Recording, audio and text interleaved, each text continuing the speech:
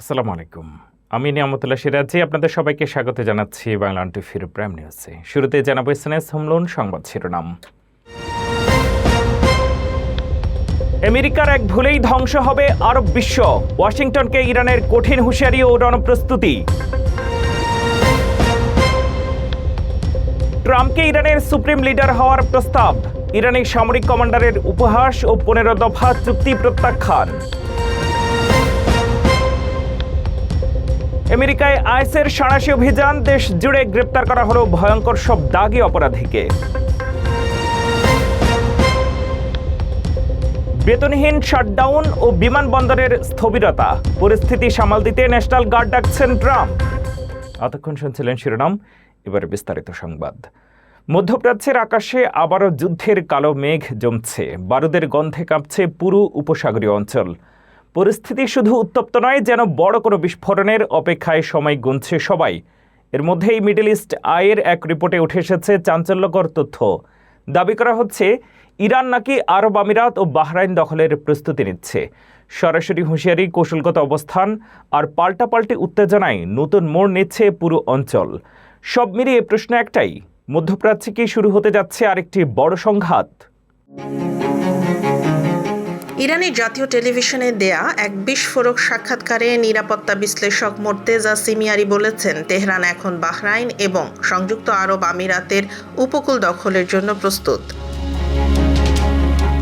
তার ভাষায়, যুক্তরাষ্ট্র যদি সামান্য ভুলও করে তাহলে পুরো অঞ্চলের মানচিত্র বদলে দিতে পারে ইরান।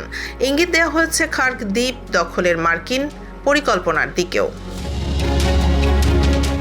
এমন সময় এই হুঁশিয়ারি এলো যখন ইরান ও আরব বিশ্বের সম্পর্ক তলানিতে। আমিরাত সরাসরি ইরানের বিরুদ্ধে অবস্থান নিয়ে বলেছে, কোনো ধরনের ব্ল্যাকমেইল সহ্য করা হবে না। পেছনে রয়েছে আরেক বড় খেলা, ওয়াশিংটনের সঙ্গে আমিরাতের ক্রমবর্ধমান ঘনিষ্ঠতা। নিরাপত্তার জোট আরও শক্ত করছে তারা। কিন্তু সমালোচকরা বলছেন, এই পথই আমিরাতকে ঠেলে দিচ্ছে এক ভয়াবহ যুদ্ধে, যেখানে তাদের স্বার্থই সবচেয়ে বেশি ঝুঁকিতে। মাঠের বাস্তবতা আরও ভয়ঙ্কর। যুদ্ধ শুরুর পর ইরান শুধু মার্কিন ঘাঁটি নয়, তেল গ্যাস স্থাপনাগুলোতেও হামলা চালাচ্ছে। সংযুক্ত আরব আমিরাত ইতোমধ্যে প্রতিহত করেছে শত শত মিসাইল আর হাজারের বেশি ড্রোন। একসময় যুদ্ধবিরোধী অবস্থানে থাকা সৌদি আরব ও আমিরাত এখন যেন একই সুরে কথা বলছে ট্রাম্প প্রশাসনের সঙ্গে। মার্কিন বাহিনীর জন্য খুলে দেয়া হচ্ছে গুরুত্বপূর্ণ ঘাঁটি। আর সব মিলিয়ে একটাই প্রশ্ন, মধ্যপ্রাচ্যে কি শুরু হতে যাচ্ছে নতুন মানচিত্রের খেলা? মার্কিন প্রেসিডেন্ট ডোনাল্ড ট্রাম্পের এক অবিশ্বাস্য দাবি ঘিরে বিশ্ব রাজনীতিতে তোলপাড় শুরু হয়েছে। তিনি জানিয়েছেন, ইরান তাকে দেশটির পরবর্তী সর্বোচ্চ নেতা হওয়ার প্রস্তাব দিয়েছিল। তবে তেহরান এই দাবিকে স্রেফ পাগলের প্রলাপ বলে উড়িয়ে দিয়েছে। রিপাবলিকানদের এক অনুষ্ঠানে ট্রাম্প দাবি করেন, ইরানি নেতারা তাকে অনানুষ্ঠানিকভাবে সুপ্রিম লিডার হওয়ার প্রস্তাব দিলেও তিনি তা প্রত্যাখ্যান করেছেন। ট্রাম্পের মতে ইরান এখন আমেরিকার সাথে চুক্তি করতে মরিয়া। তবে এই দাবিকে উপহাস করে ইরানের সামরিক মুখপাত্র ইব্রাহিম জুলফাকারি জানিয়েছেন, ট্রাম্প নিজের সাথেই নিজে আলোচনা করছেন। তেহরানের সাফ কথা, আমেরিকার সাথে কোনো চুক্তি কখনোই হবে না। এর মধ্যে খবর পাওয়া গেছে, ওয়াশিংটন পাকিস্তানের মাধ্যমে 15 দফার এক যুদ্ধবিরতি প্রস্তাব পাঠিয়েছে, যাতে ইরানের পারমাণবিক কর্মসূচি ও প্রক্সি গোষ্ঠীগুলোর উপর নিষেধাজ্ঞার শর্ত দেওয়া হয়েছে। বিপরীতে ইরানও 5 দফার এক পাল্টা প্রস্তাব দিয়েছে, যেখানে তারা স্পষ্ট করেছে যে যুদ্ধ শেষ হবে কেবল ইরানের শর্তেই। একদিকে ট্রাম্পের কূটনৈতিক জয়গান, অন্যদিকে ইরানের অনমনীয় অবস্থান। মধ্যপ্রাচ্যের ভবিষ্যৎ এখন কোন পথে, সেটাই দেখার বিষয়। আমেরিকার বিমানবন্দরগুলোতে যখন হাহাকার, ঠিক তখনই দেশের ভেতরে শুরু হয়েছে আইএসের বিশাল এক সাঁড়াশি অভিযান। একদিকে বেতনহীন কর্মকর্তাদের শাটডাউন আর বিশ্বকাপের নিরাপত্তা ঝুঁকি, অন্যদিকে দেশ জুড়ে লুকিয়ে থাকা ভয়ঙ্কর সব অপরাধীদের ধরতে ট্রাম্প প্রশাসনের এই চিরুনি অভিযান পরিস্থিতিকে আরও জটিল করে তুলেছে। তবে এই অভ্যন্তরীণ অস্থিরতার মাঝেই ইরান ইসরায়েল যুদ্ধ বিশ্ব অর্থনীতিকে এক মহা বিপর্যয়ের দিকে ঠেলে দিচ্ছে। আমেরিকার অভ্যন্তরে এবং সীমান্তে এখন টানটান উত্তেজনা। একদিকে মধ্যপ্রাচ্যে যুদ্ধের দামামা, অন্যদিকে দেশের ভেতরে ক্রিমিনাল, ইলিগ্যাল এলিয়েন বা অপরাধী অবৈধ অভিবাসীদের ধরতে সাঁড়াশি অভিযান শুরু করেছে আইস। সম্প্রতি মেক্সিকো, চীন এবং জ্যামাইকার মতো দেশ থেকে আসা বেশ কয়েকজন দুর্ধর্ষ অপরাধীকে গ্রেফতারের খবর নিশ্চিত করেছে Department of Homeland Security. Acting assistant secretary Lauren Bis জানিয়েছেন, প্রেসিডেন্ট ট্রাম্প এবং সেক্রেটারি মুলিনের নির্দেশে দেশ জুড়ে চালানো এই অভিযানে শিশু যৌন নিপীড়নকারী এবং গ্যাং হামলার সাথে জড়িত মনস্টার বা দানবদের আটক করা হয়েছে। টেক্সাস থেকে ওটা সর্বত্রই চলছে এই চিরুনি অভিযান। প্রশাসনের দাবি, আমেরিকার শিশুদের সুরক্ষা নিশ্চিত করতেই এই কঠোর পদক্ষেপ। তবে এই অভ্যন্তরীণ কড়াকড়ির মাঝেই বহির্বিশ্বে আমেরিকার সংকট বাড়ছে। ইরান ও ইসরায়েলের পাল্টাপাল্টি হামলায় দুবাই ও আবুধাবির আকাশ এখন রণক্ষেত্র। তেলের দাম $103 ছাড়িয়ে যাওয়ায় এশিয়ায় দেখা দিয়েছে চরম জ্বালানি সংকট। থাইল্যান্ড ও জাপানে তেলের জন্য হাহাকার শুরু হয়েছে, যা বিশ্ব অর্থনীতিকে এক কোভিড সদৃশ বিপর্যয়ের দিকে ঠেলে দিচ্ছে। একদিকে অপরাধী দমন, অন্যদিকে বিমানবন্দরের নিরাপত্তা কর্মকর্তাদের বেতনহীন শাটডাউন। সব মিলিয়ে এক গোলমেলে পরিস্থিতিতে মার্কিন প্রশাসন। সামনেই 2026 বিশ্বকাপ, অথচ টিএসএ প্রধানের হুঁশিয়ারি অনুযায়ী এই বিশৃঙ্খলা না কাটলে মেটলাইফ স্টেডিয়ামের ফাইনাল সহ বড় আয়োজনগুলোর নিরাপত্তা নিশ্চিত করা অসম্ভব হয়ে পড়বে। যুক্তরাষ্ট্রের বিমানবন্দরগুলোতে অচলাবস্থা বাড়ায় বড় সিদ্ধান্তের ইঙ্গিত দিয়েছেন ডোনাল্ড ট্রাম্প। টিএসএ কর্মীদের বেতন সংকটে বিশৃঙ্খলার মধ্যে ইতিমধ্যেই আইস এজেন্ট মোতায়েন করা হয়েছে। পরিস্থিতি না সামলালে ন্যাশনাল গার্ড নামানোর কথাও জানানো হয়েছে। আমেরিকার বিমানবন্দরগুলোতে কি এবার নামছে সেনাবাহিনী? বেতন না পেয়ে টিএসএ কর্মীদের গণছুটি আর ইস্তফার কারণে স্থবির হয়ে পড়েছে এয়ারপোর্টগুলো। পরিস্থিতি সামাল দিতে ইতিমধ্যেই আইস এজেন্টদের নামিয়েছেন প্রেসিডেন্ট ট্রাম্প। এবার তিনি দিলেন আরও বড় ঘোষণা, প্রয়োজন হলে মোতায়েন করা হবে ন্যাশনাল গার্ড। গত 14 ফেব্রুয়ারি থেকে হোমল্যান্ড সিকিউরিটি বিভাগ আংশিক বন্ধ বা শাটডাউন হয়ে আছে। ফলে কয়েক সপ্তাহ ধরে বেতন পাচ্ছেন না হাজার হাজার নিরাপত্তা কর্মী। জেএফকে থেকে লা গার্ডিয়ার সবখানেই যাত্রীদের দীর্ঘ লাইনে ঘন্টার পর ঘন্টা অপেক্ষা করতে হচ্ছে। পরিস্থিতি এতটাই ভয়াবহ যে এয়ারপোর্টের লাইন এখন পার্কিং গ্যারেজ পর্যন্ত পৌঁছেছে। ডেমোক্র্যাটদের সাথে অভিবাসন নীতি নিয়ে দ্বন্দ্বের জেরে এই শাটডাউন কাটছেই না। এরই মধ্যে ট্রাম্প কয়েকশো আইস এজেন্টকে বিমানবন্দরে পাঠিয়েছেন ভিড় সামলাতে। ট্রাম্পের দাবি, আইস এজেন্টরা দুর্দান্ত কাজ করছে। তবে বিরোধীরা বলছেন, ইমিগ্রেশন অফিসারদের বিমানবন্দরে নামিয়ে যাত্রীদের মনে আতঙ্ক সৃষ্টি করা হচ্ছে। তাছাড়া আইস এজেন্টদের ব্যাগ তল্লাশির আইনি অধিকার নেই, তারা কেবল লাইন নিয়ন্ত্রণ করতে পারেন। 25শে মার্চ এক অনুষ্ঠানে ট্রাম্প স্পষ্ট করেছেন, যদি আইস দিয়ে কাজ না হয় তবে তিনি ন্যাশনাল গার্ড ডাকবেন, কারণ তাদের রিজার্ভ ফোর্স অনেক বড় এবং তারা দ্রুত বড় বড় বিমানবন্দরের নিরাপত্তা নিশ্চিত করতে পারবে। রাজনীতির মার প্যাঁচে সাধারণ যাত্রীদের এই ভোগান্তি কবে শেষ হবে তা নিয়ে তৈরি হয়েছে চরম অনিশ্চয়তা। নিউ ইয়র্কের অ্যাটর্নি জেনারেল লেটিশিয়া জেমসকে ঘিরে নতুন করে বিতর্ক দানা বাঁধছে। গৃহ বীমা জালিয়াতির অভিযোগ তুলে তদন্তের রেফারেল দিয়েছেন ফেডারেল হাউজিং ফাইন্যান্স এজেন্সির ডিরেক্টর উইলিয়াম পুলটে। যদিও তার আইনজীবী অ্যাবে লোয়েল একে রাজনৈতিক প্রতিহিংসা বলে উড়িয়ে দিয়েছেন। তদন্ত এখনও চলছে। নিউ ইয়র্কের অ্যাটর্নি জেনারেল লেটিশিয়া জেমস আবারও আইনি লড়াইয়ের মুখে পড়েছেন। এবার তার বিরুদ্ধে উঠেছে হোম ওনার্স ইন্স্যুরেন্স বা গৃহ বীমা জালিয়াতির অভিযোগ। ফেডারেল হাউজিং ফাইন্যান্স এজেন্সির ডিরেক্টর উইলিয়াম পুলটে এই সংক্রান্ত 2টি অপরাধমূলক রেফারেল জমা দিয়েছেন। অভিযোগে দাবি করা হয়েছে যে ভার্জিনিয়ায় কেনা একটি সম্পত্তির বিষয়ে Letitia James all state insurance এবং ইউনিভার্সাল প্রপার্টি ইন্স্যুরেন্সের কাছে মিথ্যা তথ্য দিয়েছেন। প্রথম অভিযোগ, তিনি বীমা কোম্পানিকে জানিয়েছিলেন যে বাড়িতে কেবল একজন প্রাপ্তবয়স্ক থাকবেন, কোনো শিশু থাকবে না। কিন্তু অভিযোগ উঠেছে যে সেখানে তার ভাগ্নি সহ 3 শিশু বসবাস করত। দ্বিতীয় অভিযোগ, তিনি দাবি করেছিলেন বাড়িটি বছরে 5 মাস খালি থাকবে, যদিও বাস্তবে সেখানে সারা বছরই লোক ছিল বলে জানা গেছে। এর আগেও জেমসের বিরুদ্ধে মর্টগেজ জালিয়াতির একটি মামলা হয়েছিল, যা গত নভেম্বরে পদ্ধতিগত কারণে খারিজ হয়ে যায়। ট্রাম্পের ঘনিষ্ঠ সহযোগী মাইক ডেভিসের সোশ্যাল মিডিয়া পোস্টের তথ্যের উপর ভিত্তি করে এবারের এই নতুন অভিযোগগুলো আনা হয়েছে। লেটিশিয়া জেমসের আইনজীবী অ্যাবে লোয়েল এই অভিযোগগুলোকে ভিত্তিহীন বলে উড়িয়ে দিয়েছেন। তিনি একে ট্রাম্প প্রশাসনের একটি রাজনৈতিক প্রতিহিংসামূলক প্রচারণা হিসেবে অভিহিত করেছেন। তার মতে, মুদ্রাস্ফীতি বা জনকল্যাণে কাজ না করে প্রশাসন রাজনৈতিক বিরোধীদের দমনে ব্যস্ত। এই অভিযোগগুলো এখন ইলিনয় এবং ফ্লোরিডার ইউএস অ্যাটর্নিদের হাতে রয়েছে।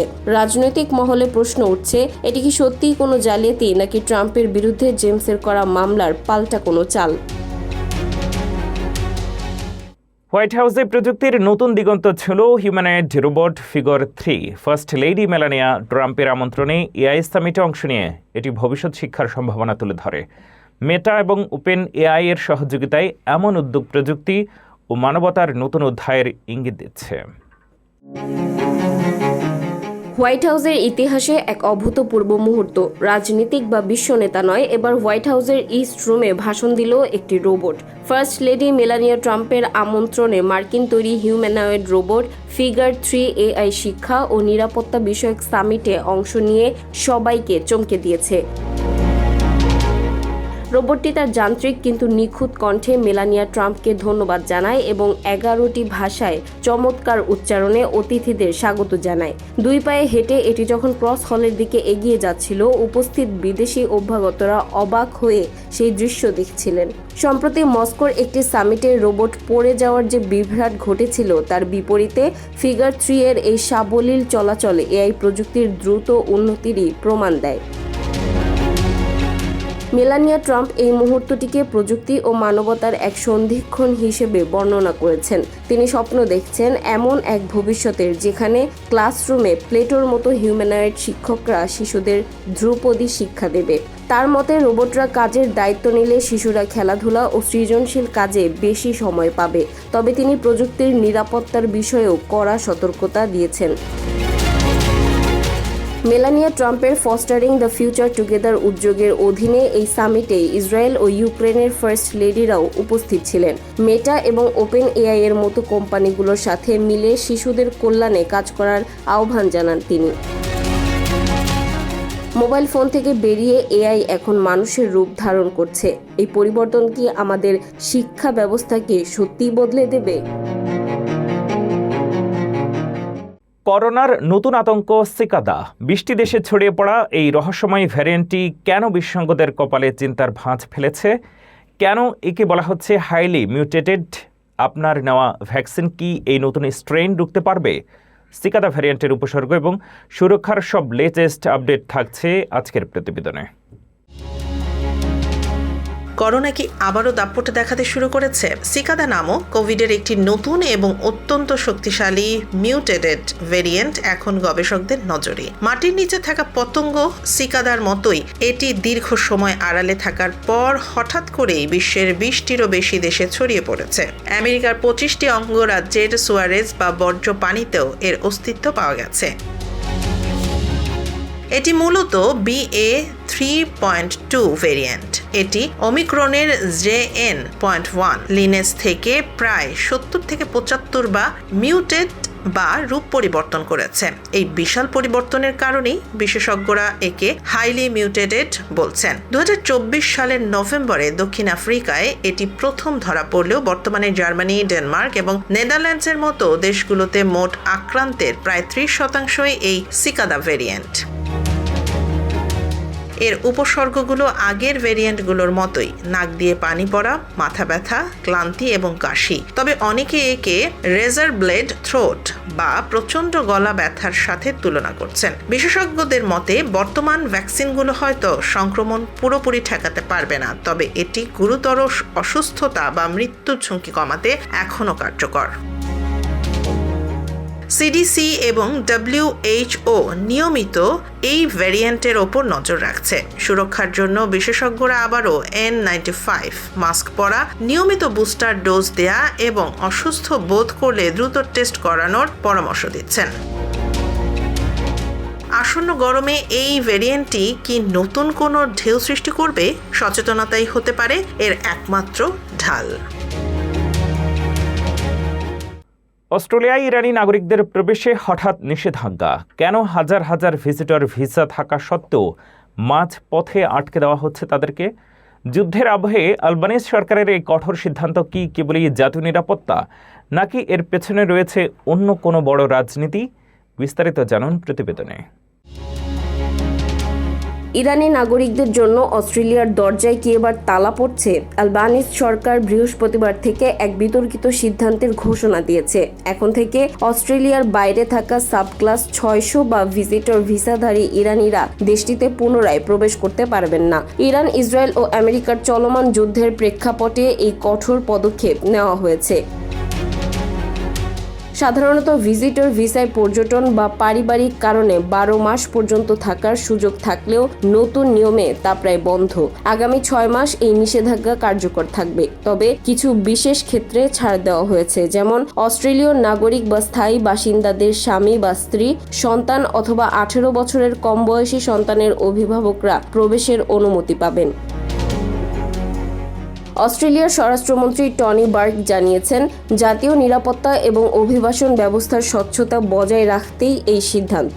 যুদ্ধের কারণে অনেক অস্থায়ী বাসিন্দা নির্ধারিত সময়ে দেশ ছাড়তে পারবেন না, এমন আশঙ্কায় সরকার এই আগাম ব্যবস্থা নিয়েছে। তার মতে, ছুটির বুকিং দেওয়া মানেই স্থায়ীভাবে থাকার অধিকার পাওয়া নয়। এই সিদ্ধান্ত নিয়ে ইতিমধ্যেই মানবাধিকার সংস্থা এবং গ্রিনস পার্টি কড়া সমালোচনা শুরু করেছে। তাদের মতে, যখন সাধারণ মানুষের নিরাপত্তা সবচেয়ে বেশি প্রয়োজন, তখনই অস্ট্রেলিয়া দরজা বন্ধ করে দিচ্ছে। গ্রিনস সিনেটর ডেভিড শুব্রিজ একে আমেরিকার অবৈধ যুদ্ধকে সমর্থন এবং সাধারণ ইরানিদের সাথে বিশ্বাসঘাতকতা হিসেবে অভিহিত করেছেন। ইরানি ফুটবল দলের সদস্যদের আশ্রয় দিয়ে প্রশংসা কুড়ালেও সাধারণ ইরানি নাগরিকদের জন্য এই নিষেধাজ্ঞা অস্ট্রেলিয়ার মানবিক ভাবমূর্তি নিয়ে প্রশ্ন তুলছে। এ ছিল বাংলা টিভির প্রাইম নিউজে। পরবর্তী প্রাইম নিউজ দেখার আমন্ত্রণ জানিয়ে শেষ করছি এখানেই। এতক্ষণ সাথে থাকার জন্য ধন্যবাদ।